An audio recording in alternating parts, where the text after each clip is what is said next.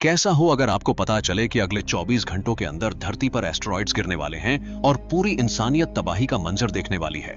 कुछ ऐसा ही होगा हमारी आज की कहानी में। कहानी की शुरुआत में हम देखते हैं इंसानों ने एक ऐसी तकनीक इजाद कर ली है जिसकी मदद से किसी भी इंसान की सारी मेमोरीज और उसके ब्रेन डेटा को एक ड्राइव में स्टोर किया जा सकता है और किसी भी इंसान के मर जाने के बाद भी उसे एक कंप्यूटर के अंदर जिंदा रखा जा सकता है जो एक डिजिटल इंसान की तरह होगा।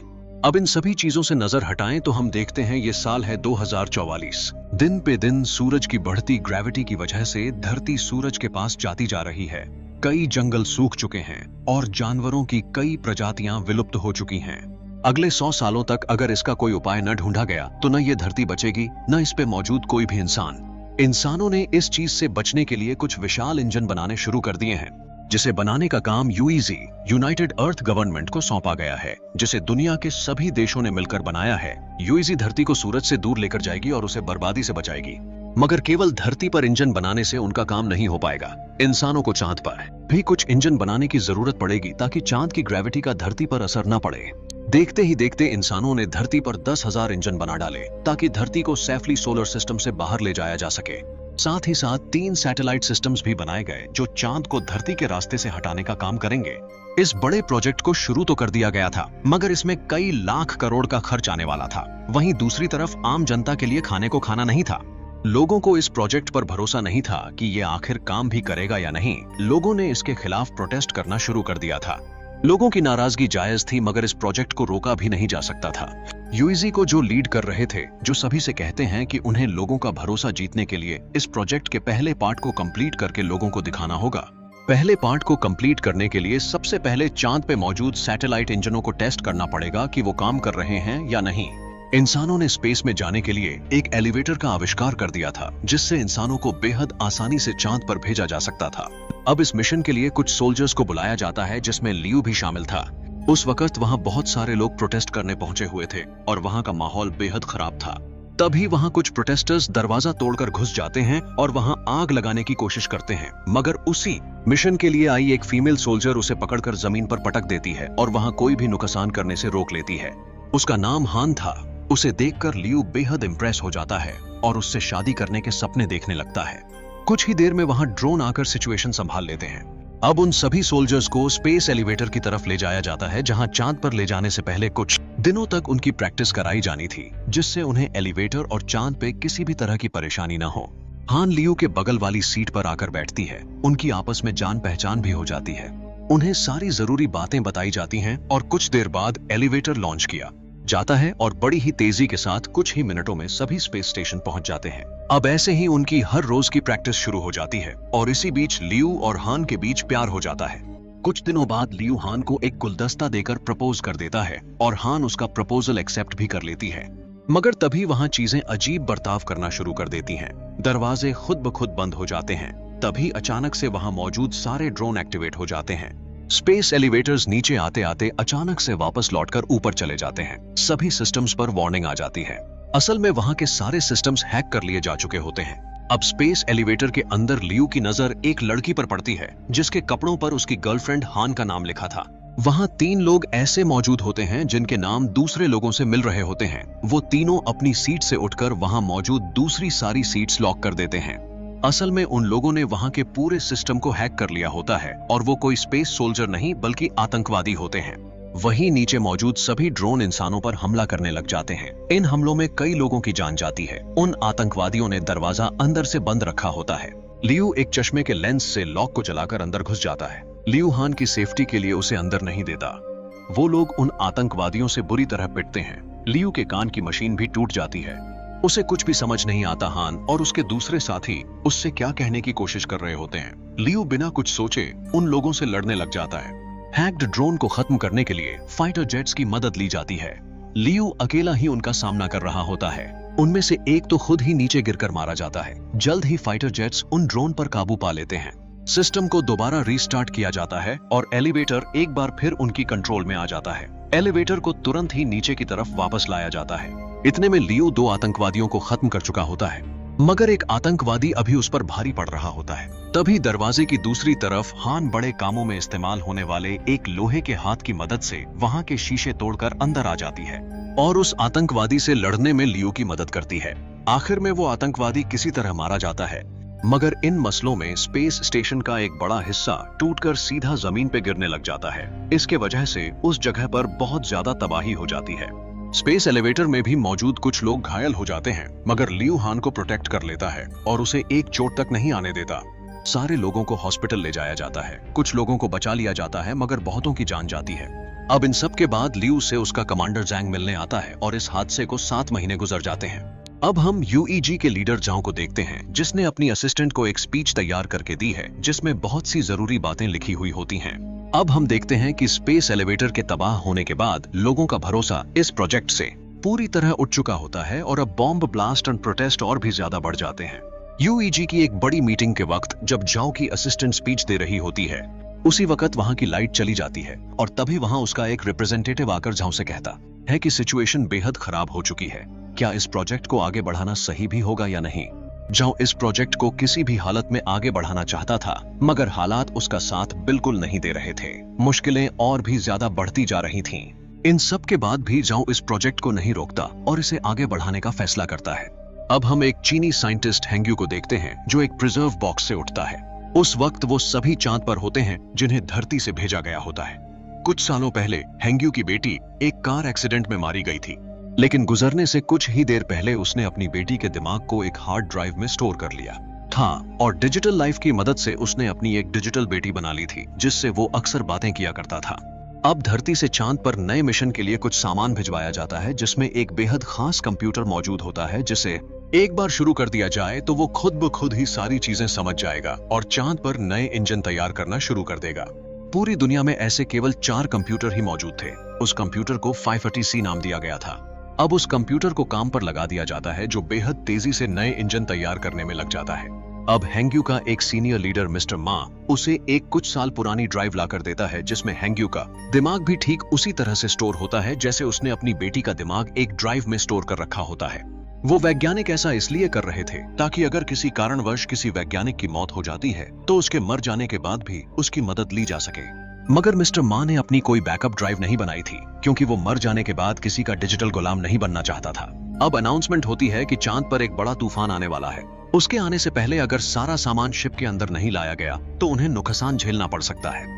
अब बैठे बैठे हेंग्यू याद करता है कि कैसे वो और उसकी फैमिली खुशी खुशी एक गाड़ी में कहीं जा रहे थे, मगर तभी एक ट्रक ने बेहद जोर की टक्कर मारी। इस हादसे में उसकी बीवी तो तुरंत ही चल बसी, मगर बेटी कुछ दिनों के लिए अस्पताल में जिंदा थी। उस समय में डिजिटल लाइफ तकनीक बेहद नायाब थी और हेंग्यू उसे अफोर्ड नहीं कर सकता था, तभी उसकी मदद मिस्टर मा ने की थी। अब हम देखते हैं कि हार्ड ड्राइव 550A अब अपनी पूरी क्षमता तक जा चुका था और हेंग्यू की डिजिटल बेटी के पास जीने के लिए केवल थोड़ा सा समय ही बचा था। मगर हेंग्यू उसे एक पूरी जिंदगी देना चाहता था जो केवल नए कंप्यूटर 550C से ही संभव थी। मगर उसका सीनियर मिस्टर मा उसे 550C नहीं दे सकता था क्योंकि उसका इस्तेमाल पूरी तरह से इंजन बनाने के लिए किया जाना था। अब वो सभी धरती से आया सामान शिप की तरफ लेकर बढ़ रहे होते हैं और कुछ ही देर में तूफान बहुत तेजी से आकर उनसे टकराता है। वो लोग बहुत कोशिश करते हैं मगर उनका थोड़ा बहुत नुकसान हो ही जाता है। स्पेस शिप के अंदर आकर उनका दम घुटने लग जाता है, मगर किसी तरह उन सभी की जान बच जाती है। अब उस तूफान में वो लोग नए कंप्यूटर 550C को नहीं बचा पाते और अगले 3 दिनों में इंजन की टेस्टिंग होने वाली होती है।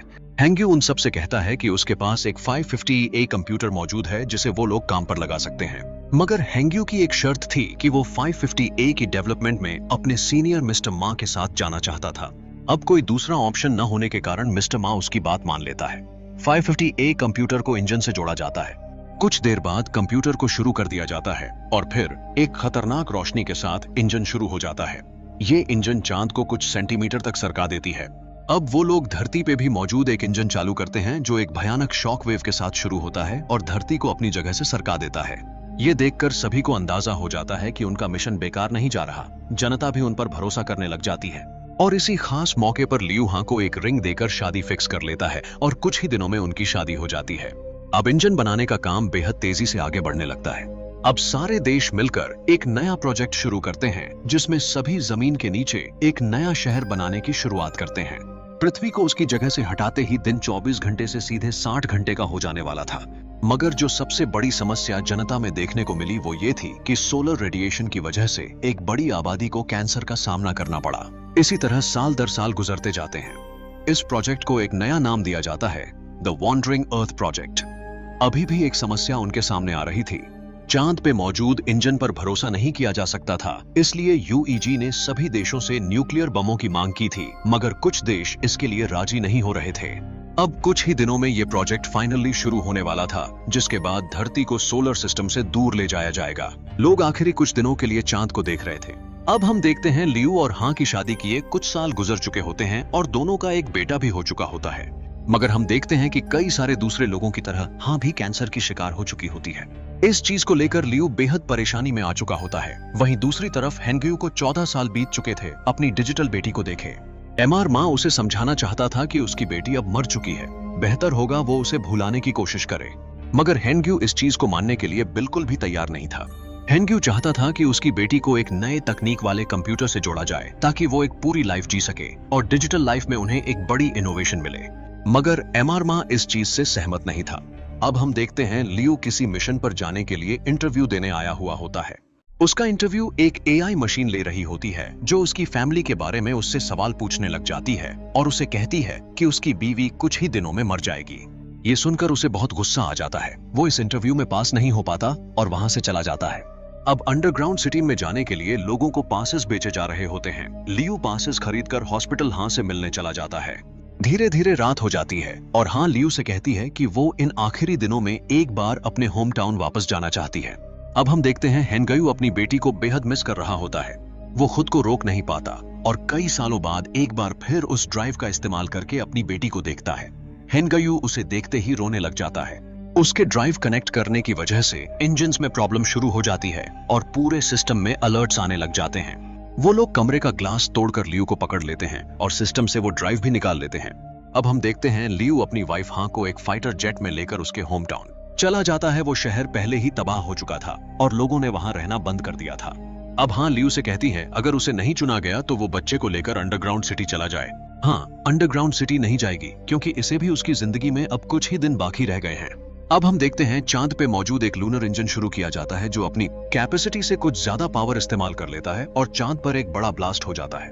सभी के मोबाइल्स पर अलर्ट मैसेजेस आने लग जाते हैं और कुछ ही देर में एक बड़ी सुनामी आ जाती है जो पूरे शहर को घेर लेती है। तभी इमरजेंसी की सिचुएशन में लियू को अर्जेंट बुलाया जाता है। उस बड़े विस्फोट के कारण चांद अपने ऑर्बिट से भटक जाता है और धरती की तरफ बढ़ने लग जाता है। अब चाइनीज गवर्नमेंट फैसला करती है कि लोगों को अंडरग्राउंड सिटीज में भेजा जाएगा। लियू अपने बेटे को अपने पिता के हाथों सौंप देता है जो उसे अंडरग्राउंड सिटी ले जाते हैं। वहीं दूसरी तरफ हां भी कैंसर से मारी जाती है। इन सब के बाद भी लियू अपना फर्ज निभाने से पीछा नहीं हटता। अब झाओ एक बड़ी स्पीच देता है जिसमें वो सभी देशों को न्यूक्लियर बम्स डोनेट करने के लिए मना लेता है। अब हम देखते हैं कि उस ब्लास्ट के कारण चांद के बाकी सारे दूसरे इंजन काम करना बंद कर चुके थे, इसलिए अब सब कुछ वापस ठीक करने के लिए एमआर मां को हेंग्यू की जरूरत थी। हेंग्यू मना भी नहीं कर सकता था क्योंकि एमआर मां के पास उसकी डिजिटल बेटी का ड्राइव मौजूद था। अब कोई दूसरा ऑप्शन न होने के कारण यूईजी आखिरी ऑप्शन को चुनती है। अब चांद पर धरती से सारे न्यूक्लियर बम्स भेजे जाएंगे और चांद पर एक बड़ा ब्लास्ट करके चांद को धरती के रास्ते से हटा दिया जाएगा। अब सारे देशों से न्यूक्लियर बम्स इकट्ठा किए जाते हैं जो पूरे मिलाकर 3000 न्यूक्लियर बम्स इकट्ठा हो जाते हैं। अब सारी कंट्रीज को एक इंटरनेट से जोड़ने की जरूरत थी और चांद को रास्ते से हटाते ही धरती एक नए सफर पर निकल जाने वाली थी। अब रोबोट्स को पानी के अंदर केबल्स बिछाने के लिए भेज दिया जाता है। अब और 12 घंटे बचे थे चांद को वापस धरती पर गिरने के लिए। सभी में बेहद टेंशन का माहौल था। कुछ लोगों को भारी भारी सूट्स पहनाकर पानी के अंदर इंटरनेट केबल्स बिछाने भेजा जाता है जिसमें हेंग्यू और एमआर मां भी शामिल होते हैं। अब सारे न्यूक्लियर बम्स को चांद पर पहुंचाया जाता है। अब हेंग्यू और एमआर मां कुछ और लोगों के साथ डूबे हुए बिल्डिंग्स के अंदर पहुंचते हैं। दरवाजा खोलने के चक्कर में उन सभी में से एक आदमी घायल भी हो जाता है। चांद पे भी एक एयरक्राफ्ट क्रैश कर जाता है। अब तक इंसानों को बहुत ज्यादा नुकसान झेलना पड़ चुका था। अब खराब सिचुएशन को देखते हुए एस्ट्रोनॉट्स वापस धरती पे जाने का फैसला करते हैं, मगर लियू जाने से मना कर देता है और स्पेसक्राफ्ट का दरवाजा बाहर से बंद करके न्यूक्लियर बम सेट करने का फैसला करता है। वहीं दूसरी तरफ एमआर मां और हेंग्यू अभी पानी के नीचे इंटरनेट कनेक्शन जोड़ने की कोशिश में लगे होते हैं। वहीं दूसरी तरफ चांद पे हुए ब्लास्ट से निकलने मलबे भी तेजी से धरती की तरफ बढ़ रहे थे। वो लोग कुछ कर पाते इससे पहले मलबे धरती तक पहुंच गए और हर तरफ तबाही का मंजर छा गया। एक मलबा उस जगह पर भी जाकर गिरा जहां एमआर, मां और लियू थे। उस झटके के कारण वहां की दीवारें टूट गईं और अंदर पानी भरने लगा। अब तेजी से भरते पानी को देखते हुए एमआर, मां जीने की उम्मीद छोड़ देता है और आखिरी बचे पासवर्ड्स को लियू को पकड़ाकर बचा हुआ काम पूरा करने को कहता है। अब चांद के मलबे लगातार धरती पे गिर रहे थे। उन लोगों को कम से कम 1 महीने का वक्त चाहिए था इस काम को पूरा करने के लिए, मगर केवल 12 घंटे ही बचे थे चांद को धरती से टकराने में। अब एक ऑफिसर एक आखिरी प्लान लेकर आता है। इस प्लान में वो कुछ लोगों को चांद पर भेजेंगे जो मैन्युअली न्यूक्लियर बम्स को एक्टिवेट करेंगे और कुछ लोगों की कुर्बानी के साथ धरती और इंसान दोनों बच जाएंगे। इस ऑपरेशन के लिए पूरे 300 लोगों की जरूरत थी। सभी में से कुछ जवान सोल्जर्स इस मिशन पर जाने के लिए तैयार हो जाते हैं, मगर तभी जैंग आगे आता है और 50 साल से ऊपर के हर एक सोल्जर को आगे आने को कहता है। ऐसे ही कुछ ही देर में 300 लोग एकत्र हो जाते हैं। अब उन 300 लोगों को स्पेसक्राफ्ट के सहारे चांद पर भेज दिया जाता है। वहीं दूसरी तरफ हेंग्यू अभी इंटरनेट कनेक्शन जोड़ने की कोशिश कर रहा था। चांद पर पहुंचकर जैंग अपने जूनियर लियू से मिलता है। जैंग लियू को चांद पे पड़ा एक रशियन कैप्सूल स्पेसक्राफ्ट लेकर वापस धरती की तरफ लौटने को कहता है, क्योंकि वो अभी इंसानों के काम आ सकता था। लियू उस कैप्सूल को लेकर वापस धरती की तरफ लौट जाता है। अब सारी कंट्रीज के नेटवर्क ऑनलाइन आ चुके थे, मगर चाइना का नेटवर्क अभी कनेक्टेड नहीं था। अब हेंग्यू जिस बिल्डिंग में मौजूद था वहां बहुत तेजी से पानी भरता जा रहा था।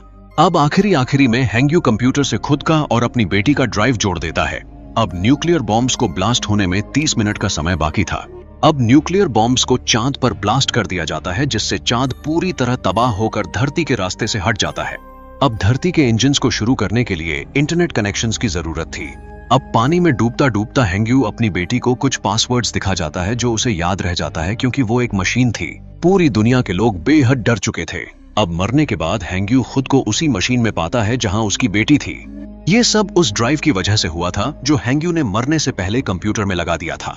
अब अपना बचा हुआ काम हेंग्यू उस डिजिटल दुनिया में रखे एक छोटे कंप्यूटर से पूरा करता है। अब फाइनली पूरी दुनिया का इंटरनेट आपस में कनेक्टेड होता है और इंजन्स को शुरू कर दिया जाता है। अब धरती सोलर सिस्टम से बाहर चली जाती है और कुछ दिनों में सब कुछ वापस ठीक हो जाता है। झाओ रिटायर हो जाता है और उसकी कुर्सी उसकी असिस्टेंट संभाल लेती है। अब साल 2075 आ चुका था। इंसान वापस पहले की तरह धरती पर रहने लगे थे।